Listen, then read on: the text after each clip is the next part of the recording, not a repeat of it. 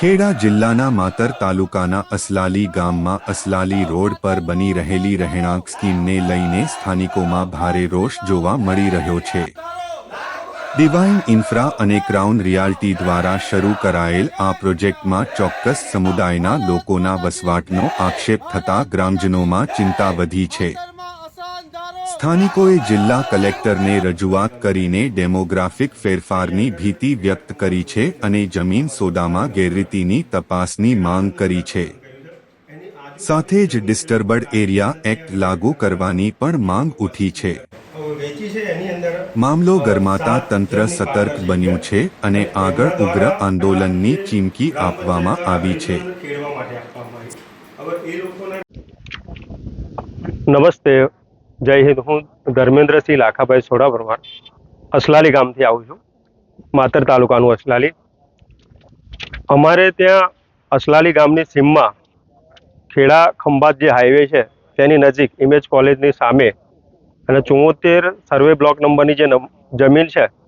ત્યાં આગળ તે જે જમીન છે એ પહેલાં તો પંચાયતની માલિકીની જમીન હતી અને ત્યારબાદ પંચાયત દ્વારા હરિજન ભાઈઓને ખેડવા માટે આપી અને એ જમીન તેમના નામ જમીનની અંદર આવ્યા નકલની અંદર, પછી એમને વેચાણ કરી દીધી। હવે વેચાણ કર્યા પછી જે લોકોએ જમીન રાખી છે એમને પછી જે જમીનનું પ્લોટિંગ કર્યું અને ત્યાં આગળ ડિવાઇન કરીને આખું સોસાયટી ઊભી કરવા જઈ રહ્યા છે અને એ સોસાયટીની અંદર વિધર્મી લોકો વધારે ને વધારે પ્લોટિંગ એમનું થયું છે। હવે અમારી એ માંગ હતી કે અહીંયા આગળ જો વિધર્મી લોકો આવે તો અમારા ગામ અસલાલીની અંદર તો 100% હિન્દુ વસ્તી ધરાવતું ગામ છે, ત્યાં આગળ કોઈ મુસલમાન છે નહીં અને આ લોકો આપણે જોઈએ છે સોશિયલ મીડિયા ઉપર કે કોઈનો કોઈ ઇસ્યુ ઊભો કરી અને ઝઘડારૂપ પ્રજા છે અને શાંતિ દોડવાનો પ્રયાસ કરતા હોય છે। હવે અહીં આગળ જેમ ખેડા આણંદ જિલ્લાની અંદર વધારેમાં વધારે લેન્ડ જેહાદની પ્રવૃત્તિ ચાલી રહી છે એમ આ લોકો અહીં આગળ પણ આવી અને પછી એ લોકો શાંતિથી રહે ને અશાંતિ ફેલાવા, એટલા માટે અમારી માંગ એ હતી કે કલેક્ટર સાહેબને રજૂઆત કરી છે કે ભાઈ અશાંત ધારો લાગુ કરે અને એ જમીન પંચાયતની હતી તો એની પણ તપાસ કરે કે પંચાયતની ગૌચર જમીન કેવી રીતે વેચાણ થાય અને વેચાણ થાય એની અંદર પણ 2 વિભાગ પડેલા છે। અમે એક વિભાગ એને થયો છે અને એક વિભાગ એને નથી થયો, તો આ એને એક વિભાગ કયા આધાર ઉપર કર્યો અને એક વિભાગ તો એને ઓલરેડી થયો જ નહીં। તો અમારી એ માંગ હતી, ગ્રામજનો બધા અમે અહીં આગળ આવ્યા છીએ કલેક્ટર કચેરી અને અમારી રજૂઆત હતી કલેક્ટર સાહેબને કે અહીં આગળ અશાંત ધારો લાગુ થાય અને આ લેન્ડ જેહાદ જેવી જે પ્રવૃત્તિઓ ચાલી રહી છે એ બંધ થાય જેથી કરીને શાંતિ જળવાય। કુમાર પટેલ, જિલ્લા બજરંગ દળ સંયોજક। આજે અહીં માતર તાલુકાના અસલાલી ગામે જે વિધર્મીઓ દ્વારા જમીન લઈને માહોલ ઢોળવાનો એક જાણી જોઈને પ્રયાસ થઈ રહ્યો હોય તેવી આ ખેડા જિલ્લામાં ચોથી ઘટના છે। અગાઉ પણ વિશ્વ હિન્દુ પરિષદે 2-3 આવેદનપત્રો કલેક્ટર ઓફિસ આપેલા છે, જે પરસાદ ગામનો મુદ્દો હોય કે જ્યાં આગળ 100% હિન્દુઓ વસે છે,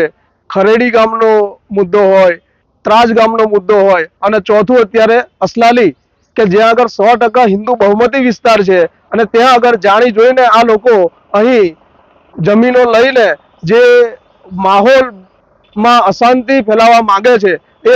એને અનુલક્ષીને પ્રજાજનો અહીં વિશ્વ હિન્દુ પરિષદના એક પ્રયાસ થકી સજાગ બન્યા છે અને આવનારા સમયમાં આના ઉપર પ્રશાસન કાયદેસર કાર્યવાહી કરે અને ન્યાયિક તપાસ થાય। આ વિષય એક ગંભીર મુદ્દો છે। આપણે જોયું કે જે પ્રમાણે ભાઈએ વાત કરી કે ઓપરેશન સિંદૂર પછી ચંડોળા ડિમોલેશન જે થયું એ પછી આ લોકો ખેડા જિલ્લા તરફ અને એમાં પણ 4 વર્ષ અગાઉ આપણે જોઈ ચૂક્યા છે કે 2000 વીઘા જમીન જેને લેન્ડ જેહાદ એક નામ આવેલું હતું અને માતર એ વિસ્તાર છે જ્યાં દરેક પેટલાદ હોય, મૌધા હોય, છત્રાલ હોય, જુહાપુરા હોય, દરેક મુસલમાની જે વિસ્તારો છે એ લોકોએ અહીં આગળ જમીનો લીધી છે અને કિસ્સા એવા બન્યા છે અને એને અનુસંધાને અહીં હિન્દુઓને જગાડવાનું કામ પરિષદે કર્યું જ છે અને આ ચોથો કિસ્સો છે કે પબ્લિક જાગે અને એની સજાગતા અત્યારે સમાજમાં ફેલાઈ છે અને આ એક તો પ્રશ્ન એક જ છે કે આ રીતે જ્યાં આગળ હિન્દુ બહુમતી વિસ્તાર હોય ત્યાં આગળ તમે જગ્યા લઈ અને તેના નાણાં ક્યાંથી આવે છે એની ઉપર પ્રશાસન એક ન્યાયિક તપાસ અમે માંગીએ છીએ કે આ હિન્દુ બહુમતી વિસ્તારમાં આ રીતના મદ્રેસા ઊભું કરવું, રેસિડેન્શિયલ પ્લોટિંગ ઊભું કરવું અને જે તે શાંતિનો માહોલ છે એને દોહડવાનો પ્રયાસ કરવો, તો સરકાર આમાં થોડું વિચારીને કંઈક પગલાં લે એ અનુસંધાને અમે આજે કલેક્ટર ઓફિસમાં આવેદનપત્ર આપ્યું છે.